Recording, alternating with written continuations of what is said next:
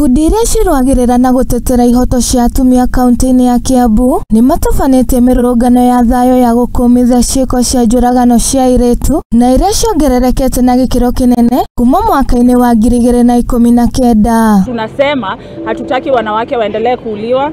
Tumeona mauaji ya hivi karibuni kuanzia hata mwaka 2019 wakati tulimarch mara ya kwanza. Kwa hivyo ukituona tukitembea huku kwa barabara, tunatembea kwa sababu ya kila mama across country. Tunasema umoja ni nguvu, na ndio maana leo watu kama wa Kiambu, kama kina mama wa Kiambu na End Femicide Movement Kiambu pamoja na Total Shutdown Movement nationwide tunasimama kusema kuwa tunakataana kabisa na mauaji ya kina mama. Kuona thirikari nene ĩrĩ mũtaratara-inĩ wa mbere wa kũhũrana na ciiko ici, rĩu ikundi ici nĩciũrĩtie acirithania gũkũ bũrũri-inĩ gũkorwo makĩhĩkahĩka cira wa njuragano ici nĩguo makorwo makĩmatha ihoto cia airĩtu aya. What we are saying is, can the court fasten this?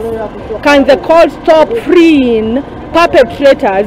They are calling them alleged murderers, or they allegedly killed so and so. Can we, when we see there is evidence that have been provided, can we put this person behind bars as we are doing the investigation, as we are doing the final sentence? Can they be behind bars? Hizi kesi tumeona ni kesi zinachukua muda mrefu sana kabla zimalizike ku go through the process, the legal process. So tungetaka ziwe zinaharakishwa. Gũkĩrĩ ũguo, gĩkundi gĩkĩ nĩkĩũrĩtie thirikari gũkorwo makĩgathĩka mawatho ma gũtigĩrĩra atumia othe gũkũ bũrũri-inĩ nĩmagitĩrwo nĩguo kũrigĩrĩria ciiko ici. Tungetaka sheria ibadilishwe kwanza kabisa, i-recognize kuwa femicide ni janga, kwa sababu hilo ni jambo ambalo halijatiliwa maanani, halijatekiwa seriously. In fact, femicide, which is kuuliwa kwa kijinsia, mauaji ya kijinsia, halijatiliwa maanani, halijawekwa katika katiba ama hata kwa penal code yetu. Kwa hivyo hiyo ni kitu moja tungetaka ibadilike.